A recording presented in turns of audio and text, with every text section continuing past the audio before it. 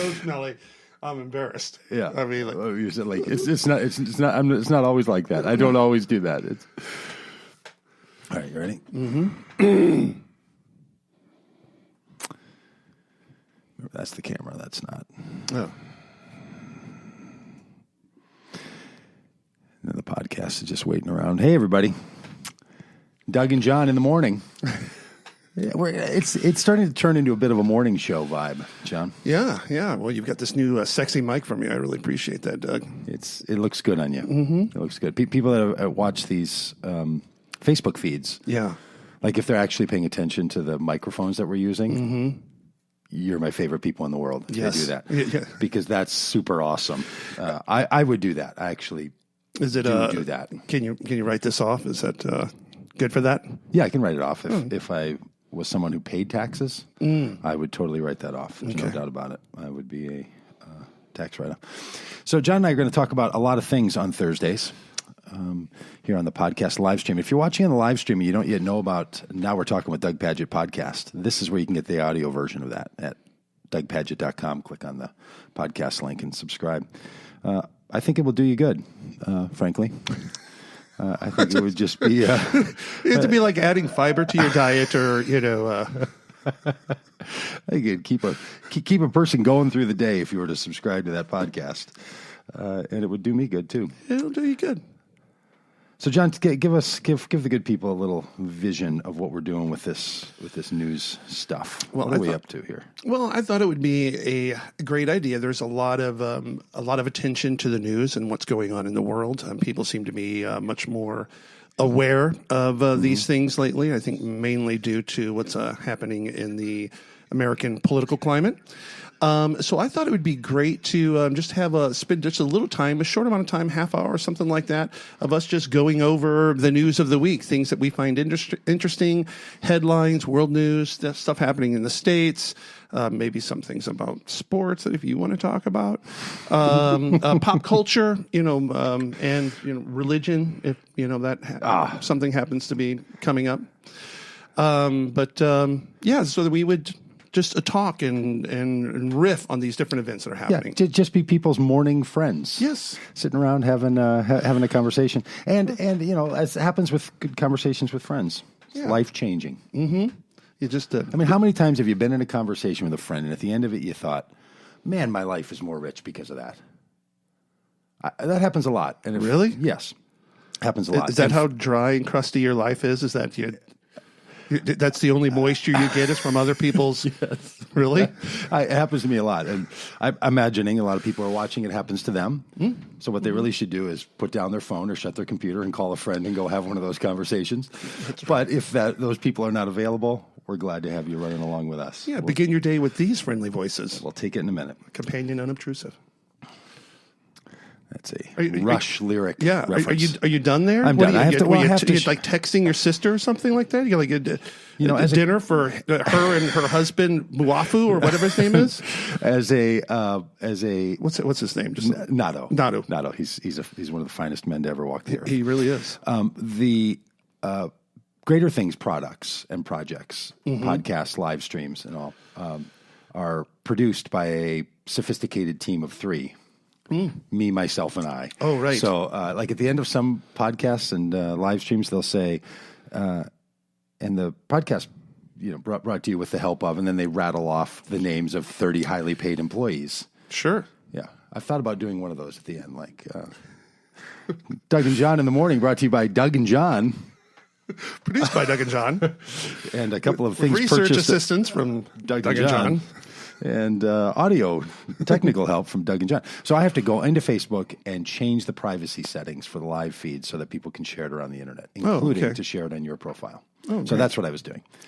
But if somebody wants to be our technical person or the technical person for Greater Things, a small hinge that opens a big door. Is that like really on That's my slogan. Yeah. Really? Yeah. I like it. Did you do that? No, my friend Samir helped me with that one. Okay. Does it not seem like a Dougism? It does, yeah. Oh, yeah. A small hinge that opens a big door. Makes no sense whatsoever. For a better world. Yeah. For us all. Mm-hmm.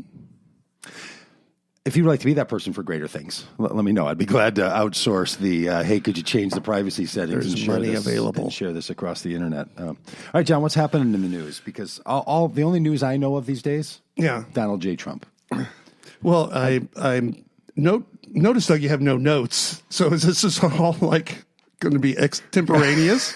Well, there's a number of news stories that I think are worthwhile, but they all involve Donald J. Trump. Yeah. All right. Yeah. All right. Because that's where my head and focus is. Okay. So kind of part of the game plan is that we're going to cover the news basically from the week prior. So obviously we can't cover the news that hasn't happened yet. So we'll just take a handful of news stories, things that kind of pique our interest or might be popular around the world or whatever, and we'll just kind of riff on them.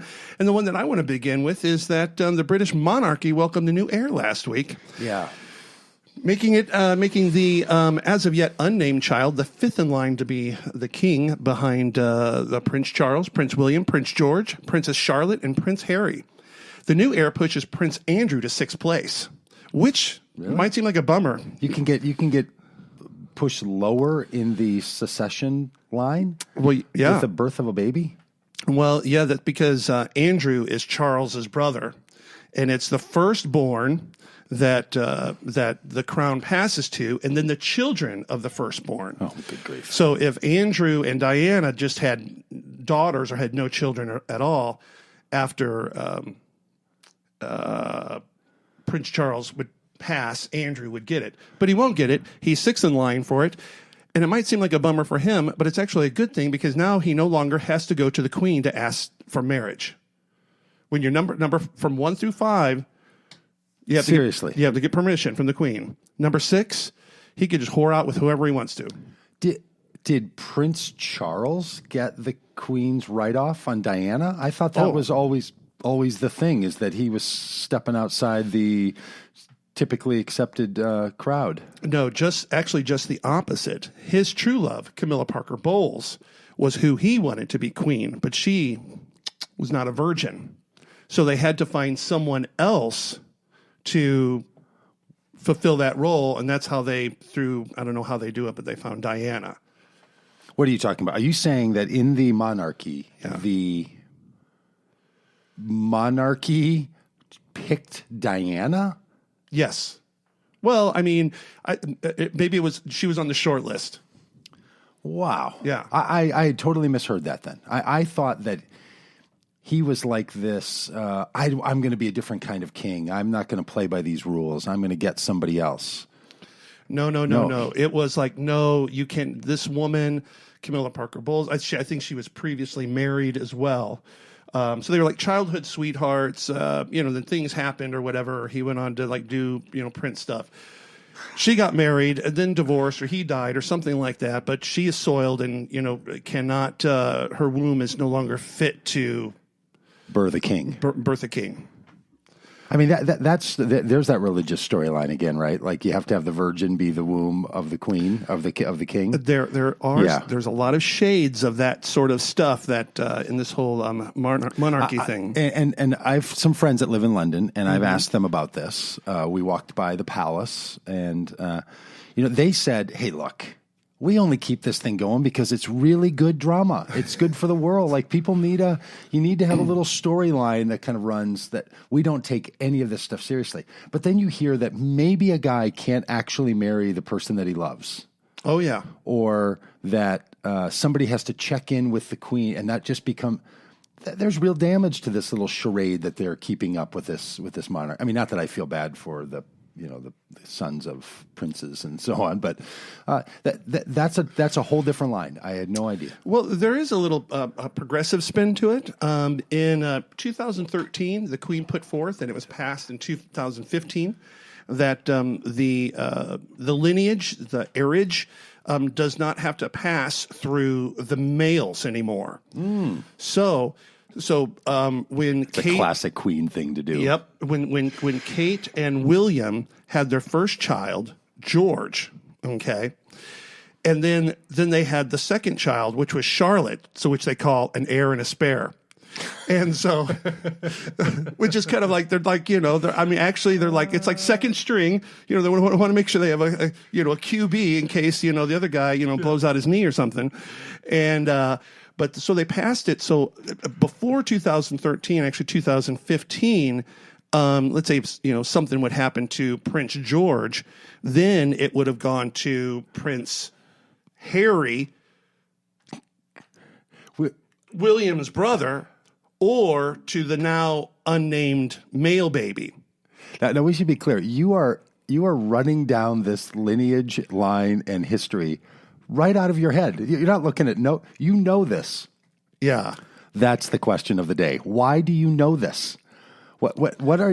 How are you finding out, Doug, the ins and outs? I swear to God, I ask myself this question all of the time. Why do I know out of all the many important things I am supposed to know just to be, an adult, I know this. You know this. Yeah. I mean, I know a little bit of it. I don't know, I know enough to... John, there is no one outside of the halls of Buckingham Palace that would consider that line of information you just communicated as knowing a little bit.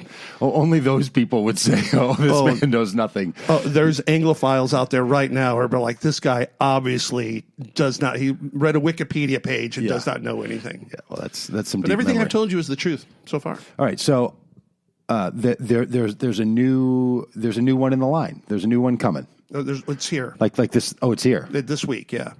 Oh, a little one was born. A little sweetie was born, and then is now different from the rest of them. That's right. right. It's a different burden placed upon them. Well, it's like the cover of the Onion. It had like it had Kate Middleton holding like a baby otter or something like that, and said reincarnated otter. Gets to be, draws the lucky straw and gets to be the next, heir to the throne. Yeah. Well, as a full-blooded Englishman, not born in England, but from my 23andMe and Ancestry.com reports, this is all exciting news. Yeah. Yeah. But as a true-blooded American that threw off the shackles of this monarchy 239 years ago, I couldn't care less. Well, I think that should be a feature of the show that we do, is that we'll have a part where we'll have some a rundown of some topics and like, Doug, should we care? Yes. Like you can run down your vast knowledge of the monarchy, and I can be like, but I don't care. And I can run down religious ideas, and as a self-professing atheist, you can say, I don't care. Yeah. Yeah. And then we can talk about Bruce Springsteen songs. And hey, I do have an affinity for for Britain. I mean, I've got an Irish heart but British teeth, so that's how it goes for me. Do you have a story you'd like to share with us, Doug? Yeah, it's not as I don't know. It's not as sort of fun. It's a little more Trumpian. Okay, I was going to say no to the genocide that's happening in other places. Yeah, that's right. Not a human crisis. Well, here's the thing. It's this appointment of the White House doctor to becoming the VA secretary. Sure. Okay. All the things there are to say about this ridiculousness. As it turns out, he has a bit of baggage in his recent past that the White House chief of staff, General John Kelly, knew about and said, "Oh, these are just accusations. That they don't matter." Like when they vetted him, Ronnie Jackson, to become the Secretary of the Veteran Affairs, they knew that these accusations were being made, and John Kelly said, but they're just accusations. Do you remember like 4 weeks ago, there was a person that worked in the White House, and it came out that he had hit and beat his wife and girlfriend? Yeah, that's right. Yeah. John Kelly knew about that and said, oh, well, those are just accusations.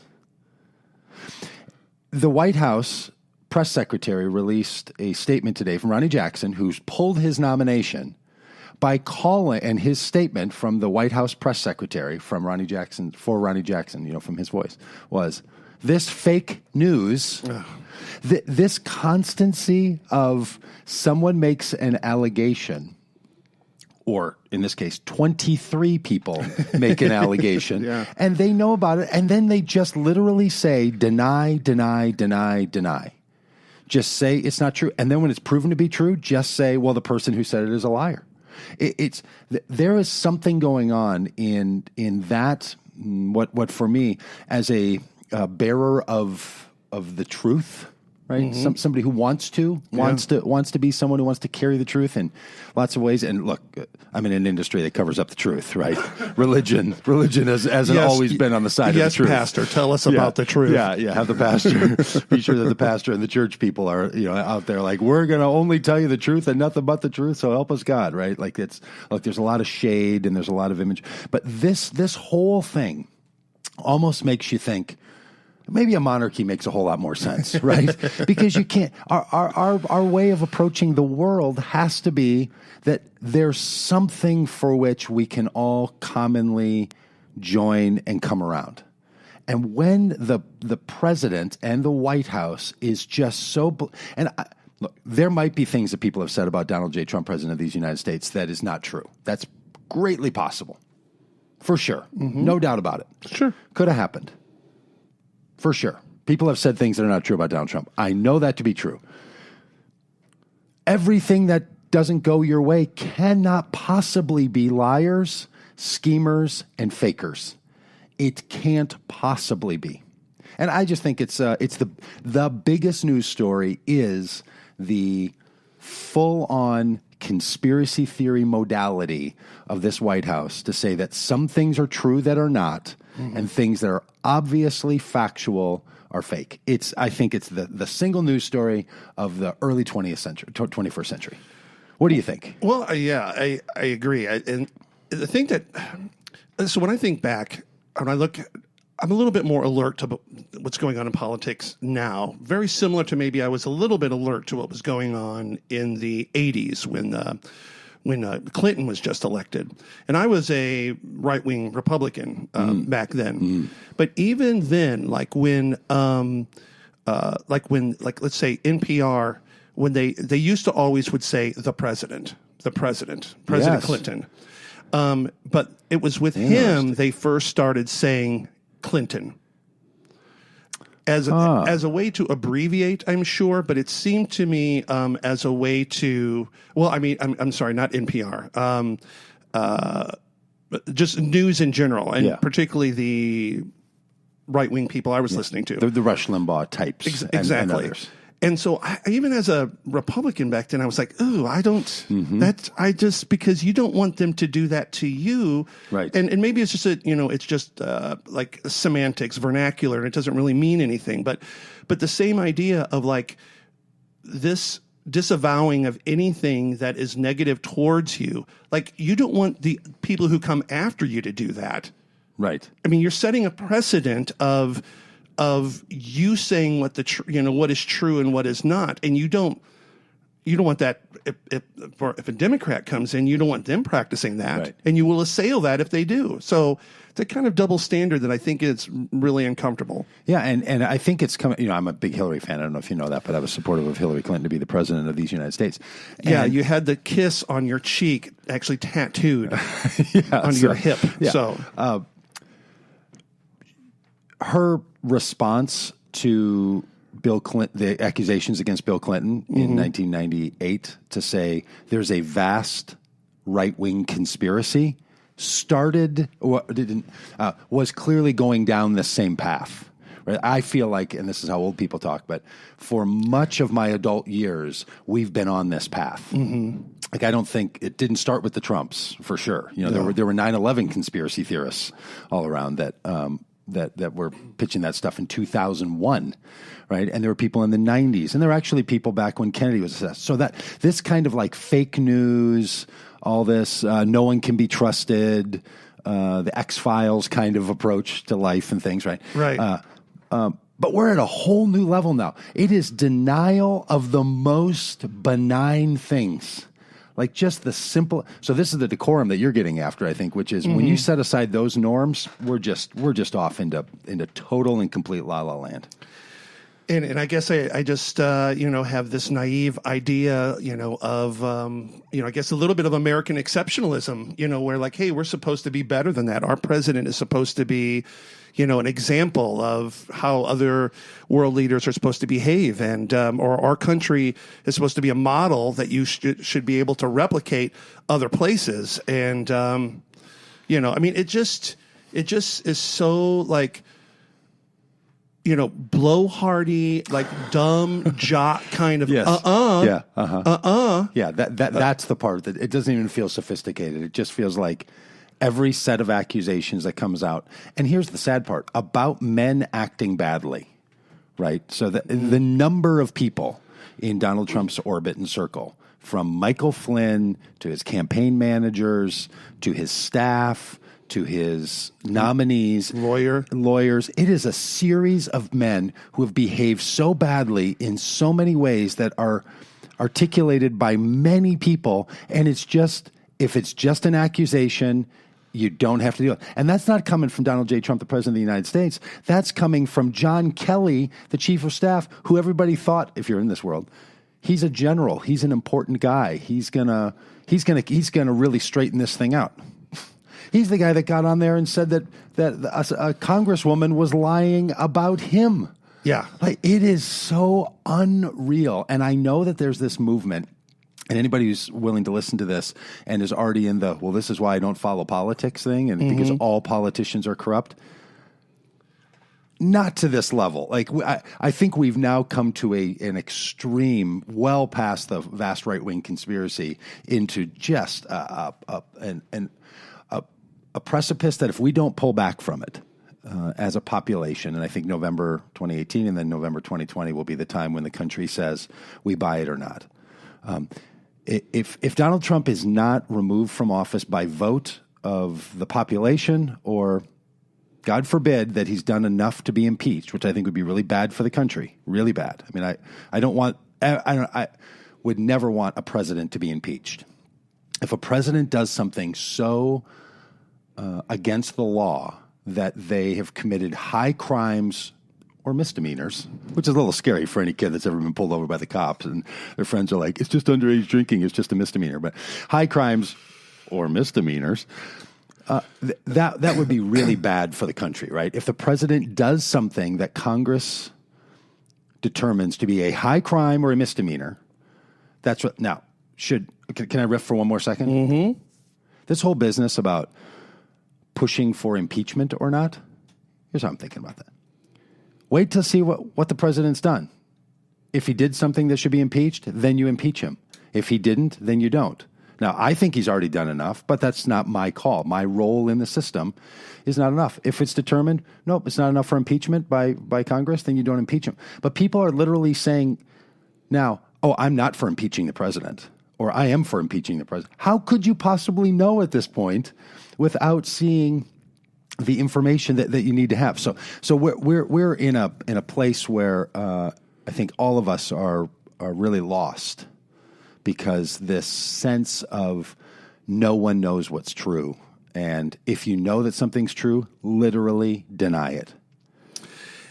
And I don't think that our current news really does anything to help out. I mean, like there's, it's all editorial on CNN and MSNBC and on Fox. Yeah. I mean, there's no stories, there's no investigation, there's no, like when Hillary was running, there should have been, I remember back in the day when news agencies would do exposés and would just pick on one thing and hone in on it.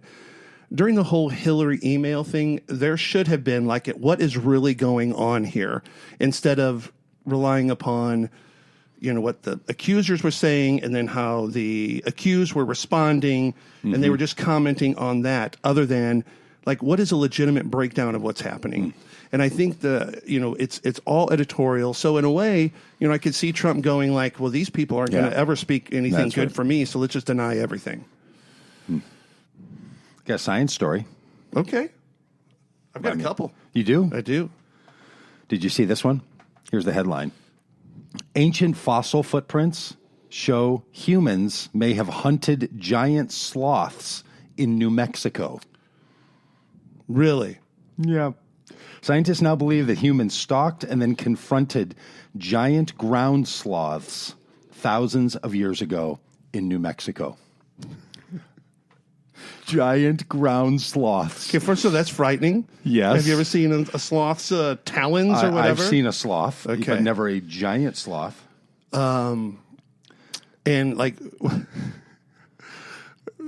talk about like the laziest like chase in the world.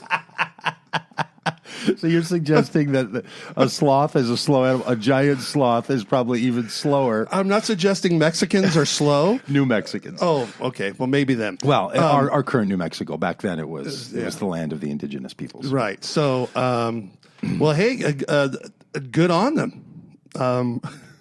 I don't trust any of that stuff. I think it's all just footprints from like 1,000 years ago, and like some indentations and some mud. You're going to say that's a human footprint, and that's a sloth footprint?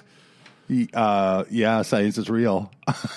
Yes, that's exactly it. Oh yeah, just like this is what Jesus looked like, and it's just like earthquake scientists. They're just a baloney. Hey, in a related article, mammals have been shrinking for thousands of years, and it's all humans' faults. Really? Yeah. Mammals. What? Mammals have been getting smaller. I mean, this is one of the things that immediately came to my mind about giant sloths. Like, why are there not giant sloths now? But apparently, for thousands of years, all those New Mexican predators. The little ones can get away as they're moving 0.003 miles per hour through the tree. Can you imagine the giant sloth? Oh no! It's got 4. No, amigo. There's 4 footprints total in the whole chase because the sloth is so slow. Falls out of the tree. Doink. That's how those are the footprints that they found. With 4 of them as the sloth tried to get away. Yeah, there was, what was the third set of footprints is Jesus carrying the hunter and the sloth. Well, I think that stuff matters. I think those science discoveries. Did you see the one yesterday about the release of the information about 1 billion stars? It's a big NASA thing. They got a report. They got readings back from this. Is that the 7 things coming together, or is that something else? Okay. They've got data back from this telescope. I'm going to have Paul Wallace, astrophysicist, on to talk about this next week. But they apparently released all this information about whole new star behavior that one of the astrophysicist people, she said, I will spend the rest of my career dealing with this information we got today. They're just giddy. They're like, it changes everything. The remainder of my professional life will deal with this data that we downloaded today. Amazing. They're thinking most of what they know about the current Milky Way structure could be adapted and changed based on this discovery. I mean, I know it doesn't matter to anybody. Like, nobody actually cares about what happens in space. My daughter, Michonne, does, but it's fascinating to me. I think it's fantastic. What useful is that information? I know. This is the thing. Who does I don't anybody? need to ask that says that, but right.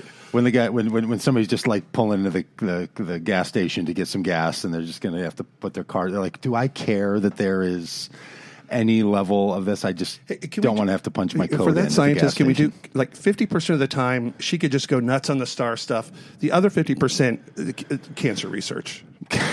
We will pay for your stargazing if you cure cancer. Throw your weight behind it. That's a good question for Paul Wallace, astrophysicist, that I'm going to talk with next week. Hopefully, Paul. Why does any of that stuff matter? It does. I know GPS came out of all that study, right? That we figured out how to locate you on your phone because of that kind of work. But after that, other than... It's like in the mapping of the billion stars, we learned how to get around on one tiny little piece of speck of dust circling around one of them. With small footprints. Thanks, science. Wondering why there aren't large sloths. Well, hey, speaking of science, Doug, an Englishman, while on business in Southeast Asia, picked up more business than he expected when a casual sexual encounter resulted him in getting the business end of the stick of the first known case of super gonorrhea. Super gonorrhea. Super gonorrhea. The Public Health of England says it's the first time the infection cannot be cured with the first choice of antibiotics. Oh, I see. Health officials are now tracing any other sexual partners, the man who has not been identified, in an attempt to contain the infection's spread, which must be quite a relief to this man's partner back in England. So, honey, how was your trip to the Southeast? Did you bring me anything? Well, I did manage to sneak something past customs. A super gonorrhea. Super gonorrhea. So they're trying some other... I don't even know what gonorrhea is. I mean, I know that it's a venereal disease. It is. Do you know... I'm beginning to think you do.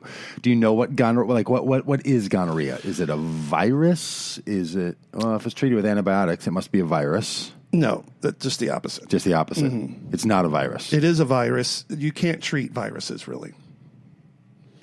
Well, didn't it say that it can't be treated with the typical response to antibiotic?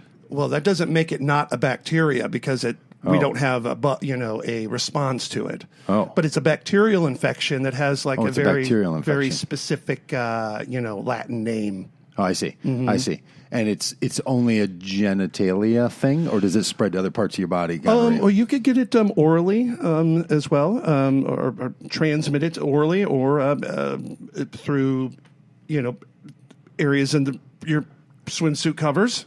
Huh. Yeah. It's deadly? No, it's not deadly. I mean, I guess it can. I guess it can be. I mean, the way it was talked about in health class really makes you think that this is one you don't want. Well, I think the green pus, would make you think that you're dying. But the problem is that 1 out of 10 people who are infected with gonorrhea are heterosexuals. I'm sorry, maybe it's gay men.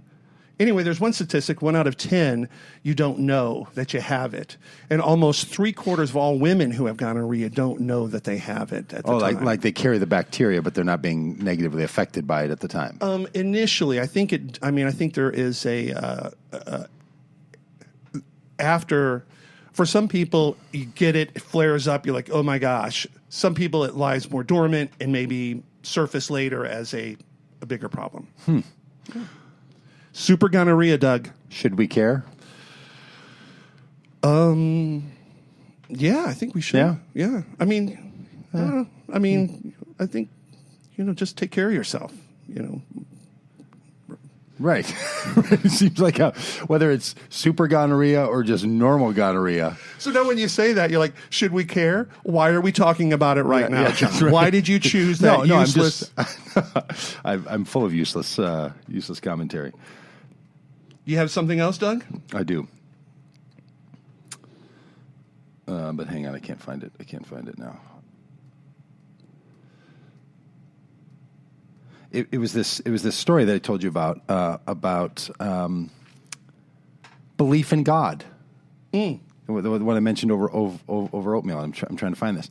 That I'll try to recap before I find the article. Okay. Pew, P-E-W, the institute that likes to interview people about their thoughts on things, I did an interview asking people about their belief in God as it relates to their self-identification on the religious spectrum. Okay. Apparently, religious Christian, self-identifying Christian people, 18% or thereabouts, say they don't believe in God as God's presented in the Bible. Of atheists, some high percentage believe in a higher power or a spiritual power. And of non-affiliated religious people, most of them believe in God. So the idea, and I think this is really newsworthy, that and sort of all of us catching up, that a person's belief in God is the thing that makes them religious or not, or that someone should exit religion based on their lack of belief in God, isn't actually how people function. And I think that's super interesting. Like from my Christian worldview, it seemed like it would be very difficult to be a Christian and not to believe in a God, because in the tribe that I was from, there's the personal relationship, there's the presence, there's the, so to have that and not really believe in the source just seems strange. Doug, you have a lot of non-believers in your church. How do you deal with that sort of thing? Well, I think it really matters. I mean, I'm someone who wants people to have often wants people to have a more sophisticated view of God than they currently have, right? My friend who runs the Minnesota Atheist Association, he likes to say, look, Doug, you believe in one less God than I do, or I believe in one less God than you do. August Berkshire. He said, so like we're really close. You're almost there, right? Like you don't believe in all the other gods. You just believe there's just one more that you believe in than I do, which is a really good tweak. That's a really good poke to suggest to somebody about that. It's a common refrain in our circles, but is that right? Yeah. Oh, so that's just like that's an old trope for the humanists. Right. Yeah. And I will say to him, chicken soup for the soulless. Yeah, and then then I come back and say to him all the time, well, look, all those gods you don't believe in, I don't believe in that one either. I think the God I believe in, you actually would be more comfortable believing in than you think you are. So I think a lot of it has to do with the definition of God, and the mistake I think we make is that we believe that someone who doesn't believe in God isn't, and then you fill in the blank, either isn't religious, isn't spiritual, isn't moral, and to assume that people who are religious or spiritual, that they must hold some view of God that most people don't. And for you as a former pastor, you probably know this. The thing you know more than anything is trying to get people in your community to have belief or faith in God takes a lot out of a guy. It does. Trying to get them to believe that stuff. It's a lot of work. It's a lot of work. So they don't start with it. They don't even necessarily do it. I think it's just a really curious pushback on the notion, of which I hope people who don't believe in God don't feel like that has to exclude them from the kinds of other beliefs that they might want to hold. Because I have a lot of atheists, newly converted atheist friends that feel great relief once the pressure's off. Oh, yes. But they also often will say, but there's a lot of things that I had to give up there too, right? It's like when someone goes vegan, they're like, I really feel a lot better, but man, I miss this food item, right? I miss a cheeseburger. Well, I say people can supplement those things, like becoming involved in a dojo or taking yoga, or there's pretty much the tofu burger of religion. It's like Spurgeon said. The problem isn't getting people saved. The problem is getting people lost. Yeah, it's convincing them that they need a God. And I would like to say to that 20% of Christians out there who are still holding on to their Christianity, just let go. Just let go. It's going to be okay. Well, listen, among self-describing Christians, this article says, the data shows a similarly complicated spread of theological beliefs as to what was referred to earlier. For example, among self-described Christians, a full 20% believe in a higher power, but don't believe in the God described in the Bible. That number goes up to 26% for mainline Protestants and 28% for Catholics. The phrase described in the Bible was used by Pew without any further clarification. So if you self-identify as Catholic, Protestant, or other kind of Christian, and you see that word, do you believe in the God described in the Bible as you understand it? And you're talking about 20 to nearly 30%, depending on which tribe you're in, would say, no, that's not how I understand that. And we'll have a conversation maybe in another, because on Fridays I'm trying to get back to the conversation with humanists and atheists. But I think this is real news breaking for people to realize, a third of people don't hold to a demand of God belief for their own Christian faith. And I'm thinking that of that 20%, who knows what percentage, but maybe a majority of them, the only God that they know is the God that has been presented by their religious leaders. I bet you're right. So that's who they're rejecting. If they would read the Bible, they would reject that God wholesale. But I see. You're you're saying they the problem is they've given up the wrong God. They've given up the God of their teacher, not the God of the Bible, which might lead to your other big story of the day. And that is from GQ. The GQ ruffled some feathers in their recent edition, and that the Bible is not included in a list. That the Bible is included in a list of books not worth reading, calling the Bible repetitive, self-contradictory, sensuous. What does that word mean? I don't know. Sensuous. Alexa, you couldn't. Alexa, what does sensuous mean? Foolish and even at times ill-intentioned. By the way, that should be a feature of this: is that we put my Alexa right here, and we Alexa becomes a part of the conversation. We ask Alexa all kinds of things. Robin has gotten several from her boss. Alexas? We have one in every room. You are so arrived. That's incredible. Can you bring one over? Can you steal one out of the hall bath and bring it over to the... Well, then the hall bath would be without. Ball recommended the Notebook by Agatha Christoph instead. The Holy Bible is rated very highly by all people who supposedly live by it, but who actually have not read it, he said. Oh, that's incredible. This author suggested you should read the book The Notebook instead of the Bible. That's well. Hang on. I just want to make sure I have that right before I giggle at that. Yes. I mean, The Notebook's a fine book. You should read that too. But what? Okay, go on. He probably thinks that there's more redeeming or transformative qualities. It must be a slight. Like, you might as well read The Notebook. Well, and to be honest with you, and I hate this hipster snarky stuff, but The Lord of the Rings is on the list too. Now that's just a snarky, like, here's something popular that we want to shit on. Okay. Oh, you mean saying this is not worth reading? Well, I'm not saying that. I'm just saying that there's. They say that. Yes. You're saying it's in the list of books not worth reading. Like The Catcher in the Rye is on there. Like, we are so over these. Anyway. Yeah. Those who have read it know there's some good parts, but overall, it is certainly not the finest thing that man has ever produced. Jesse Ball, the writer of the article, states. Oh. Franklin Graham replied, and there's a whole, the Christian Twitter feed blew up with this. And like Brian Houston, from the Hillsong Australia, and a whole bunch of other people commented on how bad this article was. And I'm like, why do you guys even, because you know what? These guys have subscriptions to GQ, and it's messing up their buzz. Oh, Franklin Graham said, maybe the GQ editors just need to read it again. The subject of the Bible, from Genesis to Revelation, is Jesus Christ. And I'm like, what? No, that's exactly what this guy is saying. It's not. Yeah, it's not. That's what he means by self-contradictory. And yes. Bible. I called you Bible. Doug, is the Bible worth reading? Yeah. Word of God. What do you think? Alexa? Is the Bible worth reading?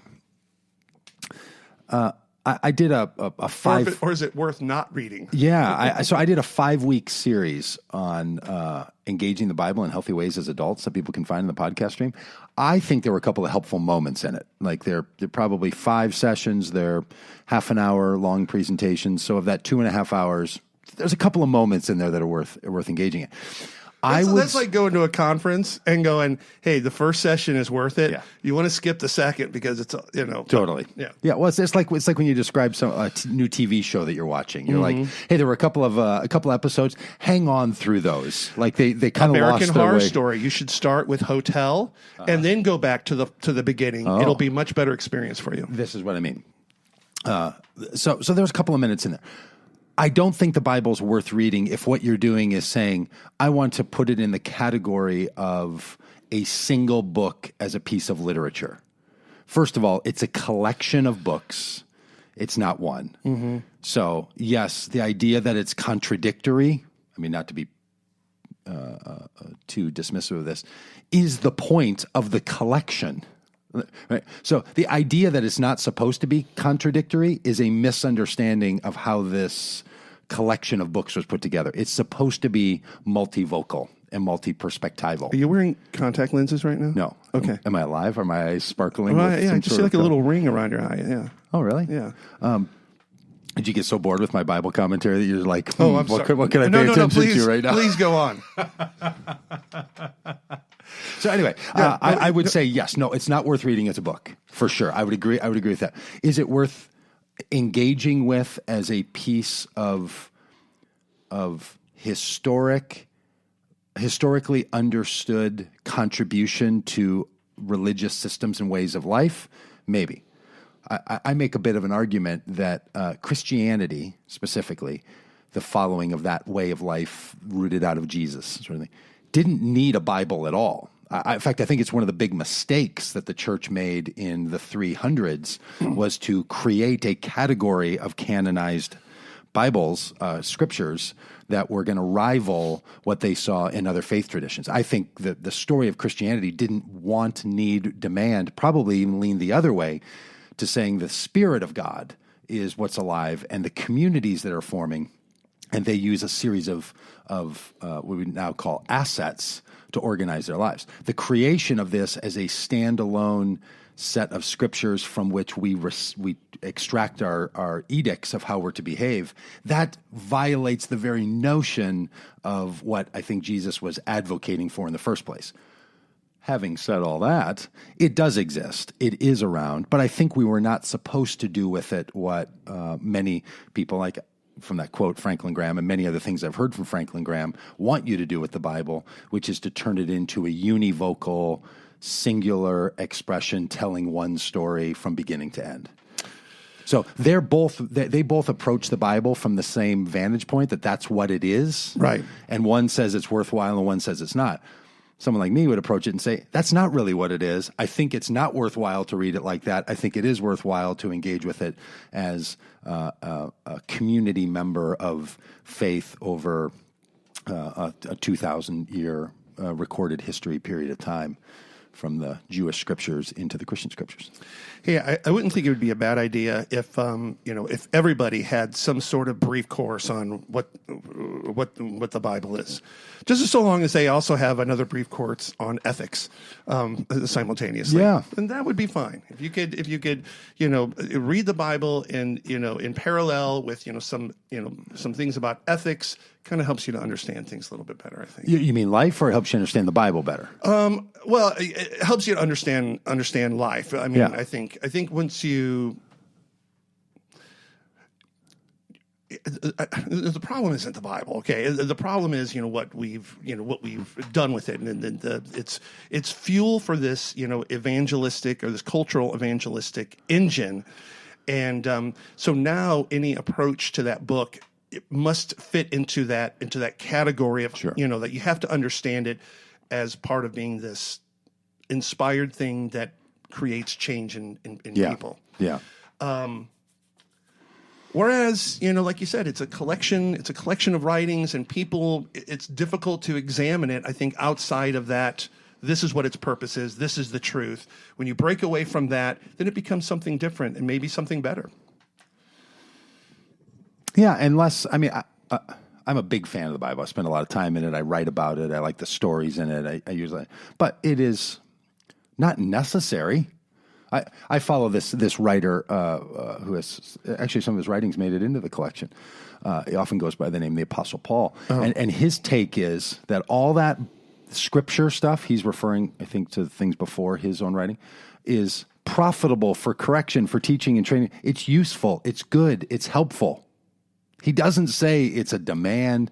He doesn't say, he's actually moving away from a theory of understanding Scripture as it being a demand and saying it's really beneficial.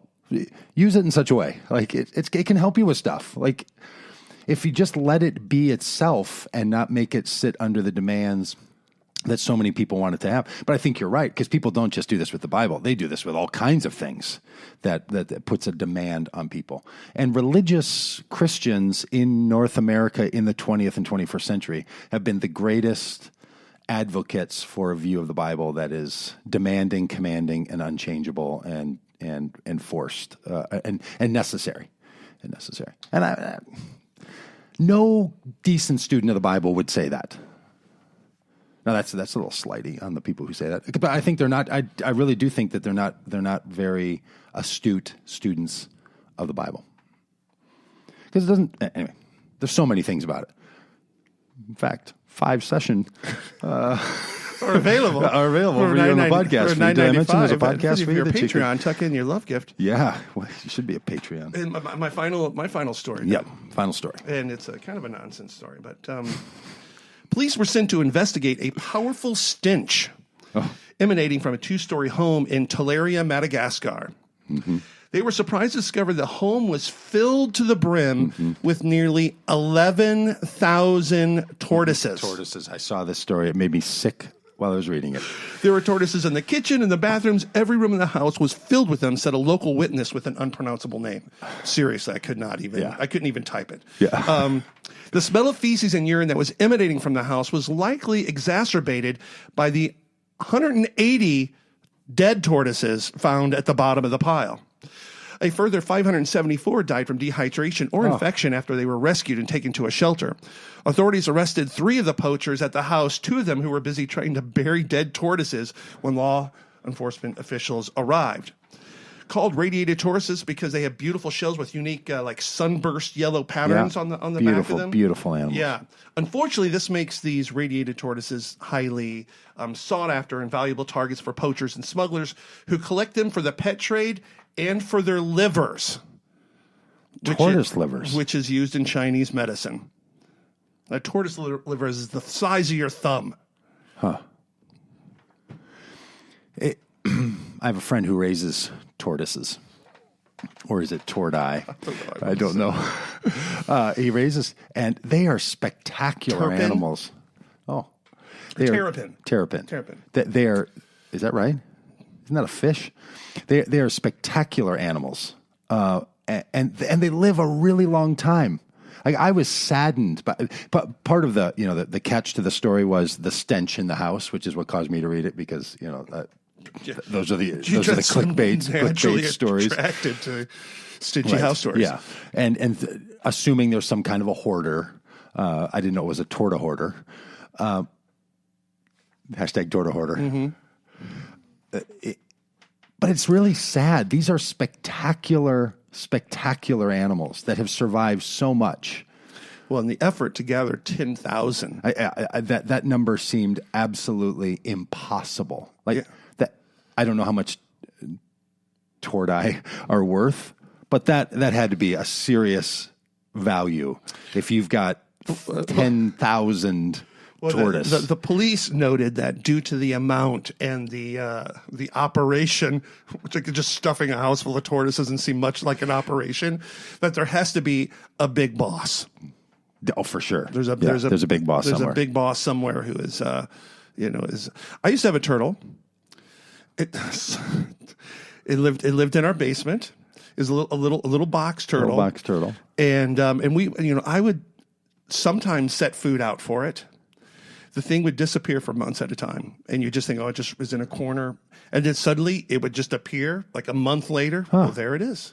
You mean it lived in your basement, not in an aquarium? You just had it roaming about in the basement? All right. My mom, I was a single mother and didn't have a whole lot of, You couldn't catch it? Put in... It's got the whole basement. Yeah, you're not. Why am I going to put it in a box lid? You're not a 4,000-year-old New Mexican sloth hunter. How are you going to catch that turtle?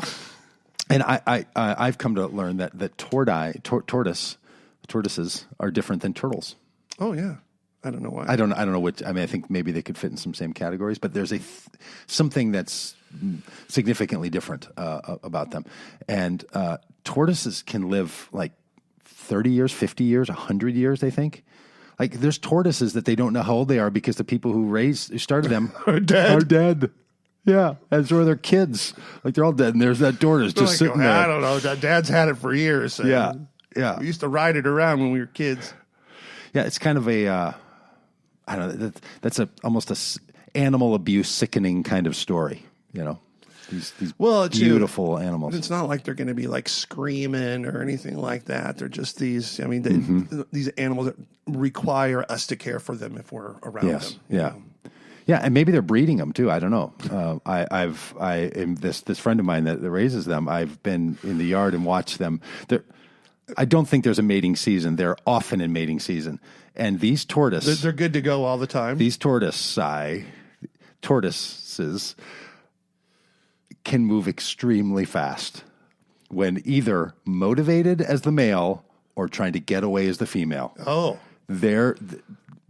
turns out there's a 6-speed in that thing. That is only relegated. Just throws it in, and they take off. They're incredibly brisk as they move on. It's a shocking thing to watch a male tortoise chasing on a female tortoise. I'm sure there's plenty of YouTube videos to verify that. I'm sure. And maybe a couple porn tube ones. Sorry, Doug. Torta porn? Yeah. Torti? Something for everyone. All right. Hey, it's Thursday, John. Good morning. Good morning. Good morning to you. I do think next week we need to work on this Alexa bit. Okay. I think it's right up our alley. We could do that. Hey, that's an hour spent with your friends. And that was an hour? Yeah. This thing is only supposed to be like a half hour long. Yeah. Yeah. We wanted it to be a half an hour, but I was sweating about the 10 stories I didn't write down. Okay, good. Yeah. Yeah. We can stretch an hour. Mm-hmm. I'm sure the audience will be like, get on with it. Jeez. Hey, thanks everybody. The audio version of this is coming soon, so you can tell your friends. And see ya. Over and out. Anything special for the podcast only listeners? Yeah, no. I mean, do you like throw them a bone? Like sometimes I put it in post production, as they call it. You get a special thing because you're. Yeah, I say, hey, those of you that are listening to the audio version of this, here's the swear words that we don't want to say on Facebook Live. Right. Yeah, well, I mean, I think maybe next week we could say something like, if you find a story that strikes your fancy, send it to us. If you want the John and Doug treatment, and then we'll say story worth talking about or not. Nope. Nope. Sorry. That was 9 minutes. Panicky. That was 9 minutes wasted. Jen, can you work out a better story next time? Yeah, come on. There's got to be a lot of crazier stuff going in Tallahassee, Florida. All right, over and out. Hey, and if you want to support all of this on Patreon, this is it's not live on Facebook, it's live on the podcast. All right. Head over to DougPagitt.com, click on Patreon, you can chip in. It's how we pay for John's mic. And so we really need like 50 of you now because these things are not cheap. It's not cheap. It's not cheap. Yeah. So, take that money that you worked hard for and send it to us. And I get it. It's about the half price of other similarly phallic shaped things. Yeah, it's a beautiful mic. Yeah. I mean, as I thought about what we do for the other in studio host. Mm-hmm. Part of what struck me last week, which I didn't even tell you because I wanted to make it, I wanted you to feel all the support of, we have the same microphones, different stands because you got to buy your own stand. But I realized looking over at you, I didn't want to look at that ugly little mic. Like this is an attractive look to me. Well, so it's partly what I'm looking at, not just what you're talking into. I could totally see that. I mean, it was not really no that little. SM57 knockoff. Yeah. But this looks good. Yeah. So,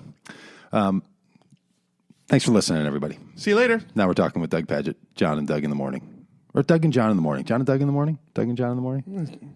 Come on. DJ? I can't have top billing. Really? No. Huh. Is the first name always top billing? Yep. Probably. Like in a law firm? Yeah. I mean, you're the engine. That's your $1,200 microphone. Come on, your name goes first. Okay, it wasn't $1,200. I shouldn't have lied to you about that. It's not that expensive. Or were you just trying to impress me with I was just trying to tell you that you'll get your right. It's like Because 16. I knew the price of the microphone I had last week. It's $16 on Amazon. It's not a big deal. It's not $16. Well, it came with free shipping. 2 days. That's not for long. Bye.